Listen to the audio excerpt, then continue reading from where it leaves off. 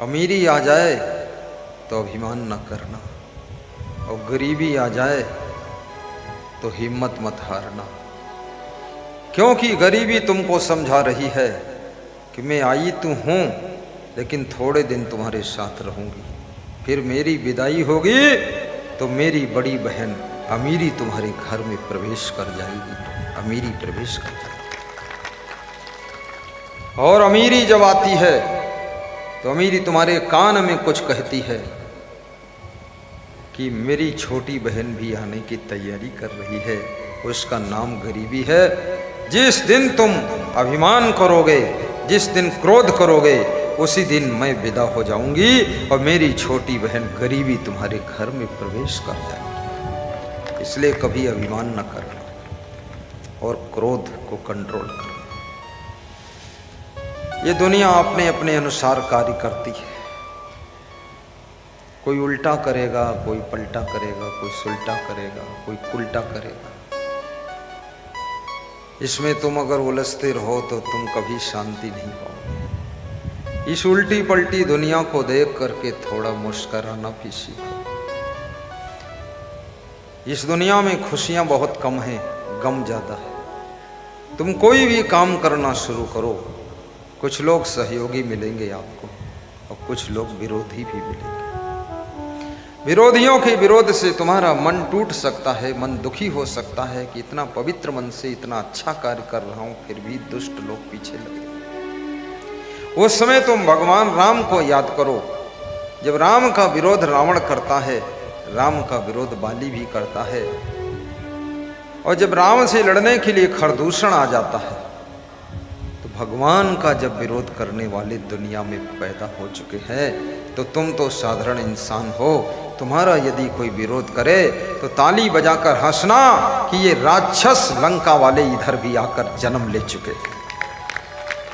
राक्षस सब जगह रहते हैं, साधु संत को भी सताते रहते हैं, लेकिन साधु को सताने से 4 फल मिलते हैं।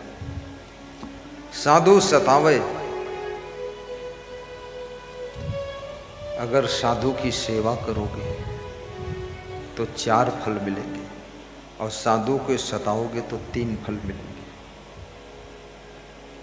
साधु की सेवा करने से अर्थ, धर्म, काम, मोक्ष, 4 फल मिलते। श्री गुरु चरण सरोज रजे,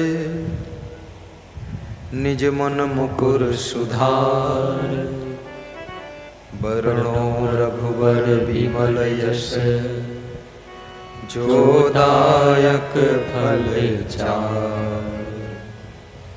श्री गुरुदेव के कमल रूपी चरणों की वंदना करने से, पूजा करने से, सेवा करने से, चरण पखारने से, आरती पूजन करने से, गुरु की वाणी सुनने से, गुरु से प्रेम रखने से, गुरु का ध्यान करने से, जिनके चरण कमल रूपी हैं ऐसे गुरु का ध्यान लगाने से 4 फलों की प्राप्ति होती है। हनुमान चालीसा में सर्वप्रथम यही दोहा बताया गया है। हनुमान चालीसा का शुभारंभ इसी दोहे से होता है। गुरु का सुमिरन पहले किया गया। श्री गुरु चरण सरोज रज, निज मन मुकुर सुधार। बोलो, याद नहीं क्या? बोल दिया करो, साथ में गुनगुन गुनगुन बोलो। ऐसे बैठे रहते हो जैसे फेलियर विद्यार्थी, चुप पे बैठे। बोलो, साधु भी बोले, तुम भी बोलो। इतना अच्छा दोहा फिर भी नहीं बोलते। श्री गुरु चरण सरोज रज, सरोज, सरोज माने कमल होता, जिनके कमल रूपी चरण, ऐसे चरणों की धूल, रज माने धूल होता, रज माने धूल। कौन से चरणों की धूल? जो चरण कमल है।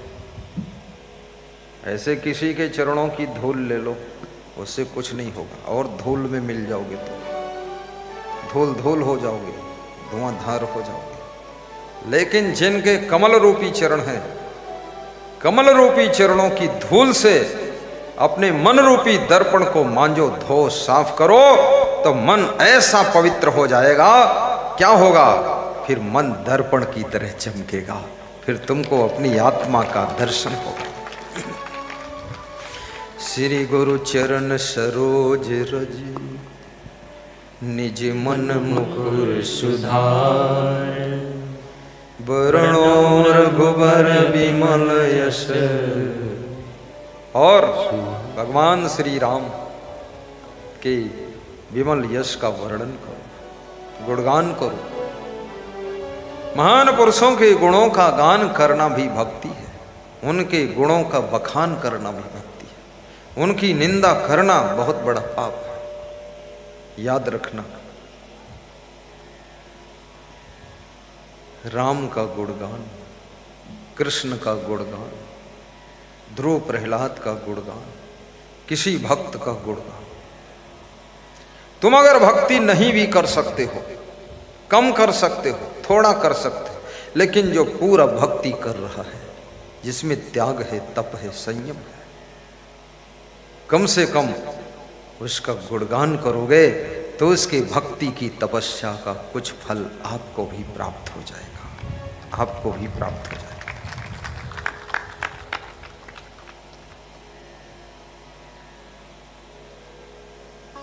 एक महान संत किसी गांव से होकर के गुजर रहा था, निकल रहा था।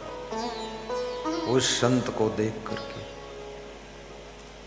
एक व्यक्ति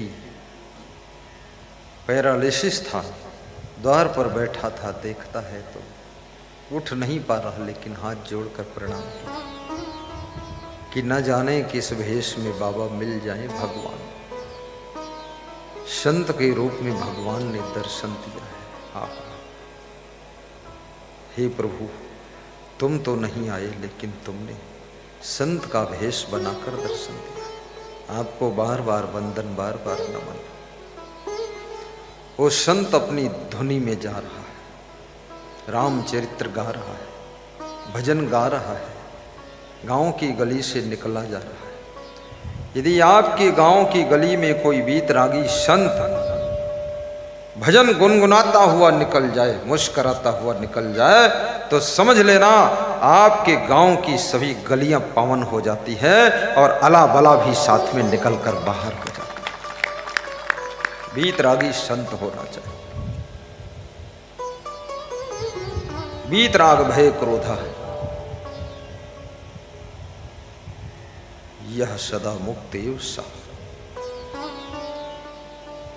गांव के बाहर जब जाने लगा तो एक आदमी उदंड मिल गया। उसने कहा, अरे, निंदा किया उस महान संत की, कहा कि कहीं भंडारा खाने जा रहा होगा, पेट पाल रहा है, धरती का भार बना हुआ है। ऐसे ऐसे अब शब्द बोले, कठोर शब्द बोले। संत ने उसकी तरफ घूम कर देखा भी नहीं, कान से शब्दों को सुनकर चला गया।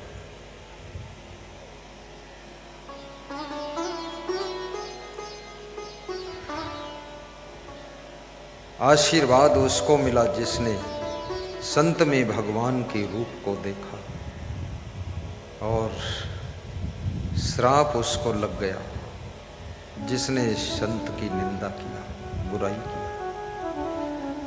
उस शाम को बीमार हो गया। वो दुष्ट व्यक्ति सवेरे हॉस्पिटल में भर्ती हो गया और डॉक्टरों ने उसको चेक किया तो कहा कि तुम्हारे कैंसर लग रहा है। बॉम्बे जांच गई,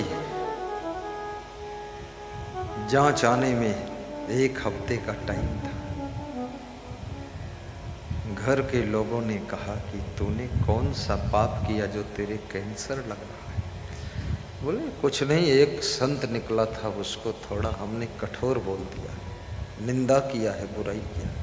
अरे तो उससे माफ़ी मांग ले, जाकर क्षमा मांग ले। कहाँ मिलेगा पता नहीं, वो कौन संत कहाँ का है। ढूंढने निकल पड़े। 7 दिन में ढूंढ कर उसको गंगा किनारे बैठा मिला, पैरों में गिर गए, माफ़ी मांगा। संत ने कहा कि संत को प्रणाम ना कर सको, प्रशंसा ना कर सको, संत का गुणगान ना कर सको, सेवा ना कर सको तो कोई पाप नहीं है, लेकिन संत की जब निंदा करते हो बहुत पाप लग जाता है। अब जा करके 121 महात्माओं का भंडारा करो, उसके बाद मिलना। 121 महात्माओं का भंडारा किया, सब आस पास के क्षेत्र के महात्मा आए।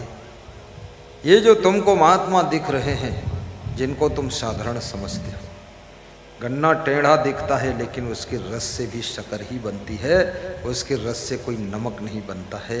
ये सामान्य दिखने वाले साधु भी, इनकी भी तपस्या में दम होती है, इसलिए इनको भी भोजन खिलाना चाहिए, वस्त्र दान देना चाहिए, जल पिलाना चाहिए, इनका भी सम्मान करना चाहिए। कल जो व्यास गादी पर मैं बहुत सुंदर